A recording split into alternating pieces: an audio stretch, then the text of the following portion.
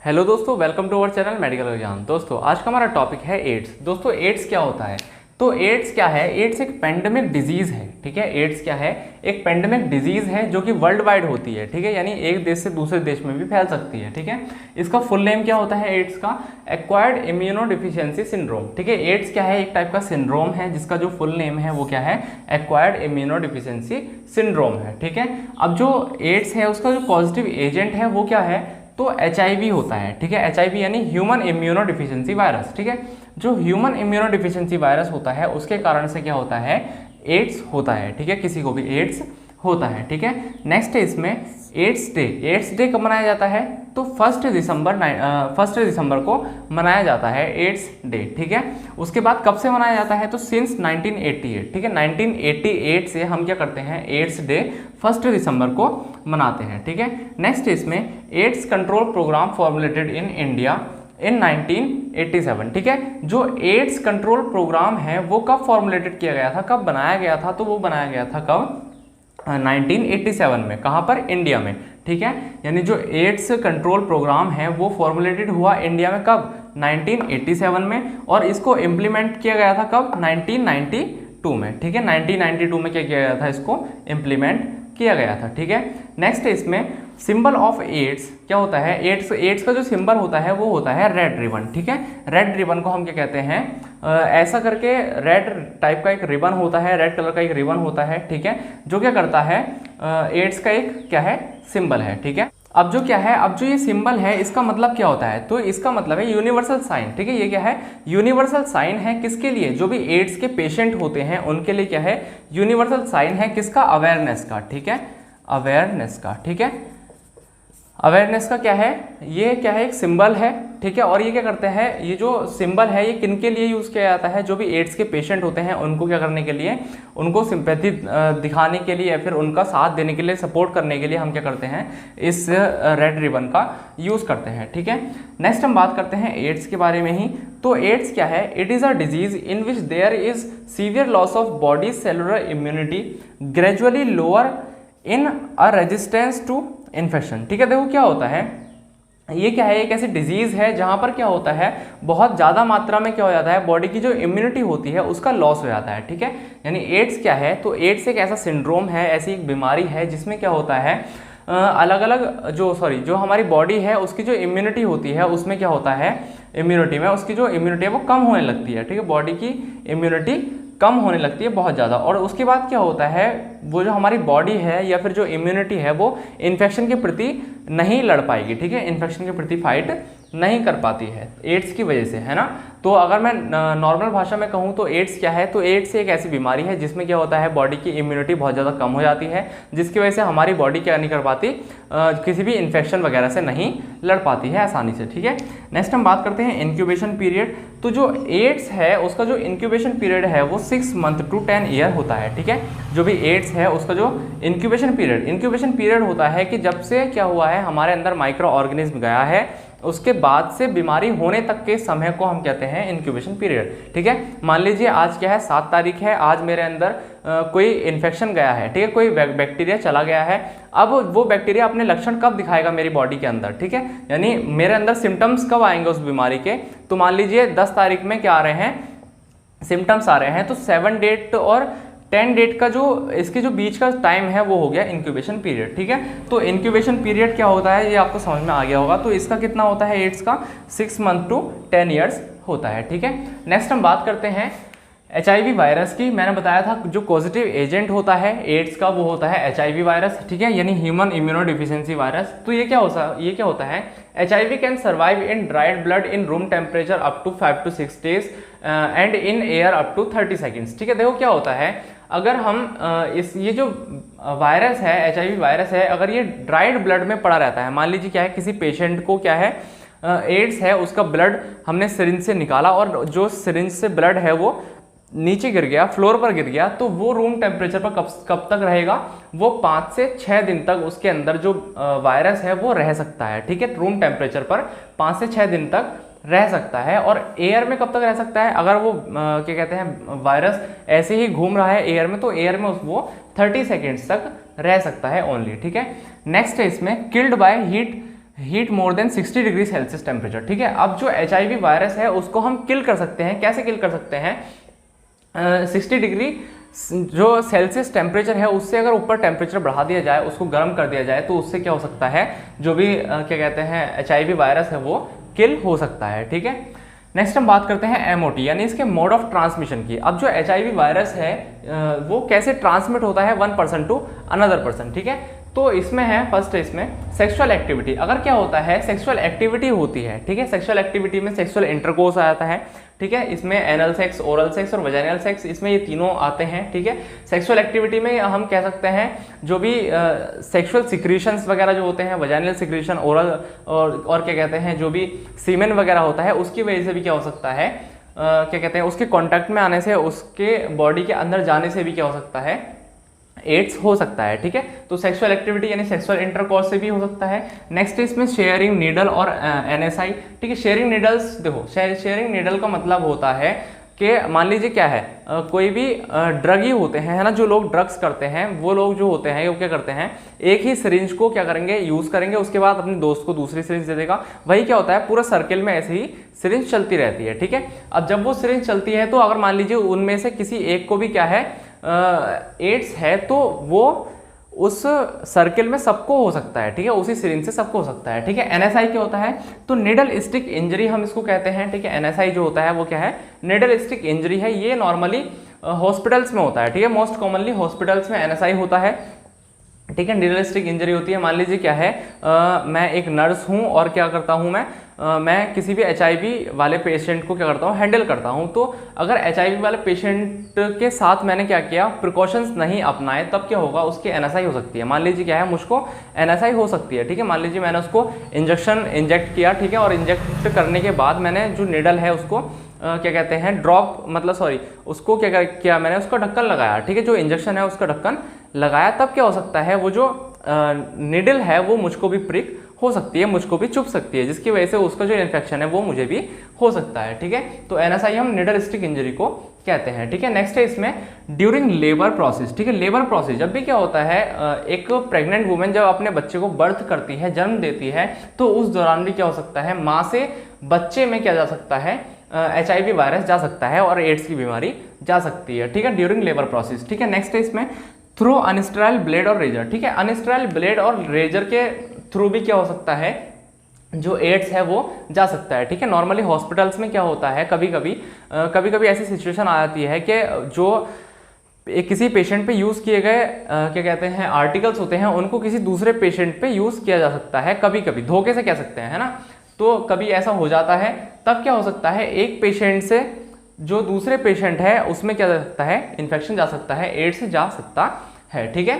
तो ब्लेड और रेजर, ठीक है। ऐसे ही क्या होता है, मान लीजिए क्या है, कोई भी आप जाते हैं सैलून वगैरह में जाते हैं, ठीक है। सैलून में जाकर के आप अपने क्या कर रहे हैं, बियर्ड शेव करा रहे हैं, तब क्या हो रहा है, बियर्ड शेव कराते टाइम अगर किसी को वो ब्लेड लगा है और उस पेशेंट को, उस पर्सन को एड्स था, ठीक है, तो वो ब्लेड अगर स्टेराइल नहीं होगा, तो वो अगर आपके क्या कहते हैं, आपके भी क्या करता है, बियर्ड को शेव करता है, तो आपके अगर लग जाए धोखे से, तब क्या हो सकता है, आपको भी एड्स वगैरह हो सकते हैं या फिर कोई भी इन्फेक्शन वगैरह हो सकता है, ठीक है। नॉर्मली हम एड्स की बात कर रहे हैं तो एड्स ही हो सकता है, ठीक है।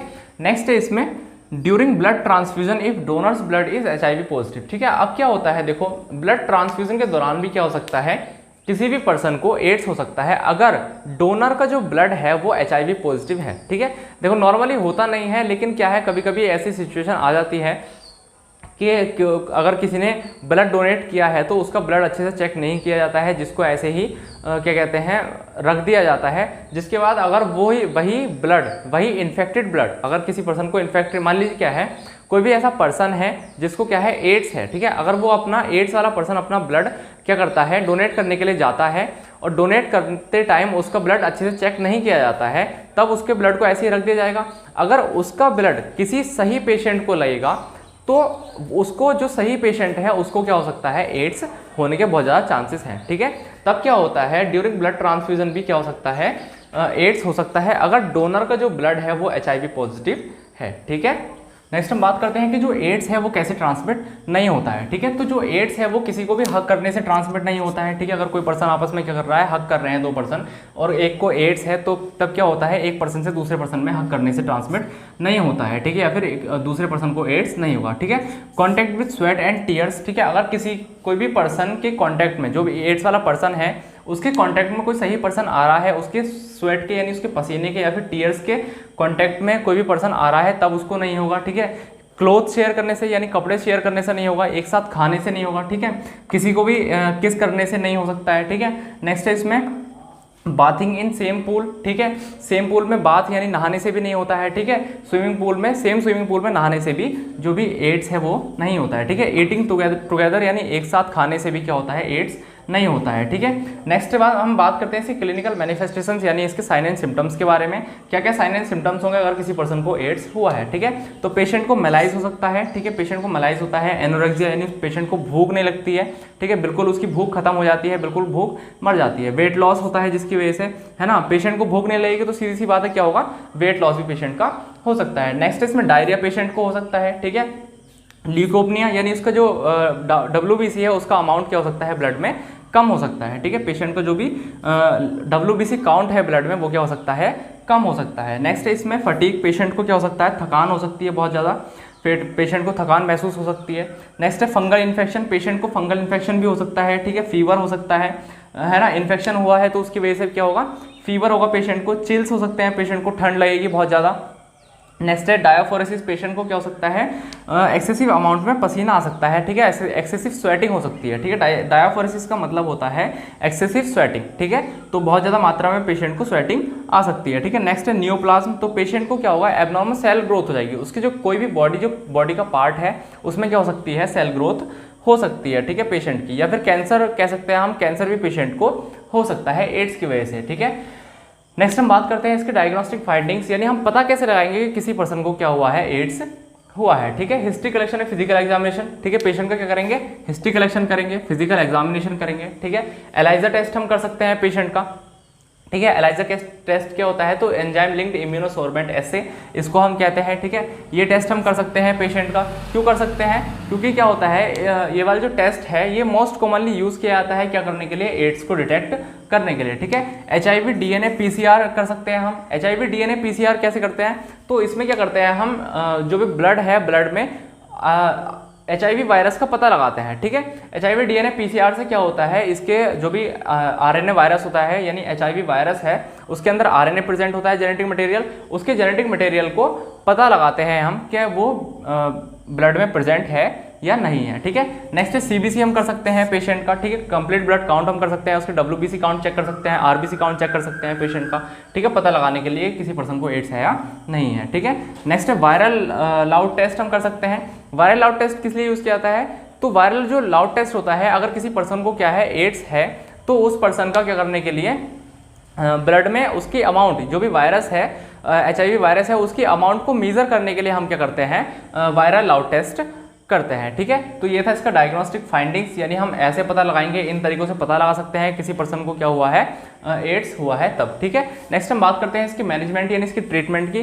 तो क्या है, कॉमनली इसका ट्रीटमेंट नहीं आया है अभी तक, ठीक है। जो भी एड्स है इसका ट्रीटमेंट अभी तक नहीं आया है, ठीक है। इसके लिए हम क्या करते हैं, सिम्टोमेटिक्स ड्रग्स देते हैं, ठीक है। सिम्टोमेटिक ड्रग्स का मतलब इसके लक्षणों के अनुसार जैसे जैसे लक्षण दिखाई दे रहे हैं हम क्या करेंगे, वैसे वैसे ही पेशेंट को ड्रग्स देंगे, ठीक है। तो हम क्या कर सकते हैं, एंटी रेट्रोवायरल ड्रग दे सकते हैं। एंटी रेट्रोवायरल ड्रग क्यों दे सकते हैं, क्योंकि पेशेंट को क्या करने के लिए वायरल इन्फेक्शन हुआ है, ठीक है, HIV इन्फेक्शन हुआ है। रेट्रोवायरल क्यों, तो रेट्रोवायरल इसलिए क्योंकि RNA वायरस है, HIV क्या है, एक RNA वायरस है, तो RNA वायरस को किल करने के लिए हम क्या देंगे, एंटी रेट्रोवायरल ड्रग्स दे सकते हैं, ठीक है। नेक्स्ट है पैलिएटिव केयर, पेशेंट को पैलिएटिव केयर प्रोवाइड करा सकते हैं। सिम्टोमेटिक ट्रीटमेंट हम दे सकते हैं पेशेंट को, ठीक है, सिम्टम्स के अनुसार हम उसको पेशेंट को ट्रीटमेंट कर सकते हैं। नेक्स्ट है कंप्लीमेंट्री थेरेपी हम कर सकते हैं पेशेंट की। कंप्लीमेंट्री थेरेपी से क्या मतलब है, तो जो कंप्लीमेंट्री थेरेपी होती है वो क्या होती है, सबका मिक्सचर होता है। मिक्सचर का मतलब ये होता है कि इमोशनल सपोर्ट देंगे हम पेशेंट को, ठीक है, साइकोलॉजिकल सपोर्ट देंगे, ठीक है, mental support, psychological support, emotional support, ठीक है। उसके बाद हम पेशेंट को क्या कर सकते हैं, फिजिकल सपोर्ट दे सकते हैं, ठीक है। तो ये सारी चीज़ें हम कंप्लीमेंट्री थेरेपी में देते हैं। गाइडेंस एंड काउंसलिंग हम कर सकते हैं पेशेंट की, ठीक है, पेशेंट की गाइडेंस एंड काउंसलिंग कर सकते हैं, पेशेंट को समझा सकते हैं कि तुम्हें किन किन चीज़ों से बचकर रहना है, ठीक है, किन किन चीज़ें, क्या क्या चीज़ें तुम्हारे लिए अच्छी हैं, क्या क्या तुम्हें न्यूट्रिशन प्रोवाइड करना है, या पेशेंट को बताना है कि तुम्हारे घर वालों को इससे कोई दिक्कत नहीं होगी या तुम्हें इससे दिक्कत नहीं है तो टेंशन लेने की जरूरत नहीं है। ये सारी चीज़ें गाइडेंस और काउंसलिंग में बताई जाती हैं। ठीक है, नेक्स्ट इसमें प्रोवाइड बीडी ज़िडोविडाइन। अब देखो क्या होता है, जो ज़िडोविडाइन है, ज़िडोविडाइन एकमात्र ऐसी मेडिसिन है जो क्या कर सकती है, किसी भी जो HIV वाला, एड्स वाला पेशेंट है उसकी लाइफ को एनहेंस कर सकती है। लाइफ को एनहेंस करने का मतलब उसकी एज थोड़ी बहुत बढ़ा सकती है। कैसे बढ़ा सकती है, उसका जो इन्फेक्शन है उसको थोड़ा बहुत कम करके। ठीक है, लेकिन ये क्या करती है, पूरी तरह से खत्म नहीं हो पाता है इन्फेक्शन। ठीक है, इसकी वजह से भी तो अभी तक क्या है, इसकी कोई भी मेडिसिन नहीं बनाई गई है। जो भी क्या कहते हैं, नॉर्मल अगर कंट्रोल किया जा सकता है थोड़ा बहुत, तो वो मैनेजमेंट जो ये वाला दे रखा है इससे किया जा सकता है, और भी कुछ मैनेजमेंट है उससे भी किया जा सकता है। ठीक है, थोड़ा बहुत कंट्रोल कर सकते हैं हम इसको, पूरी तरह खत्म करने के लिए अभी कोई भी मेडिसिन नहीं बनाई गई है। ठीक है, अगर किसी को एड्स हुआ है या होने के चांसेस हैं उसके लिए प्रिवेंशन है, या फिर अगर किसी को एड्स होने का क्या है खतरा है तो उसके लिए भी प्रिवेंशंस वगैरह बनाए गए हैं। जो प्रिवेंशंस है उसमें क्या करना है आपको, तो जो भी क्या है, किसी भी ऐसे पेशेंट के या फिर ऐसे आदमी के कांटेक्ट में नहीं आना है जिसको लगता है कि एड्स है। ठीक है, उसके कांटेक्ट में नहीं आना है।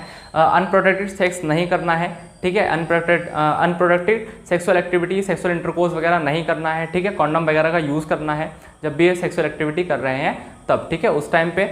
उसके बाद है किसी भी पेशेंट के क्या करना है, ब्लड के कांटेक्ट में नहीं आना है। अगर आप एक नर्स हैं तो किसी भी पेशेंट के ब्लड के कांटेक्ट में नहीं आना है। ठीक है, नेक्स्ट है जो भी हम क्या करते हैं, जो भी कुछ ऐसे लोग होते हैं जो क्या करते हैं, ड्रग्स वगैरह लेते हैं तो वो एक ही निडल को यूज़ करते हैं। ठीक है, तो ऐसे लोगों को हमें करना है, उनको समझाना है कि तुम्हें ड्रग्स वगैरह नहीं लेनी है, ये चीज़ें गंदी चीज़ें होती हैं जिससे क्या हो सकता है, तुम्हें बहुत बहुत बड़ी बीमारियां हो सकती हैं। ठीक है, सोशल नॉलेज देनी है, सोशल नॉलेज प्रोवाइड करानी है एड्स के बारे में, कैसे कैसे एड्स होता है, किन किन चीज़ों से होता है, इनके बारे में क्या करना है, हमें बताना है लोगों को। तो ये था हमारा आज का टॉपिक एड्स। अगर आपको ये टॉपिक पसंद आया है तो इस वीडियो को लाइक करें।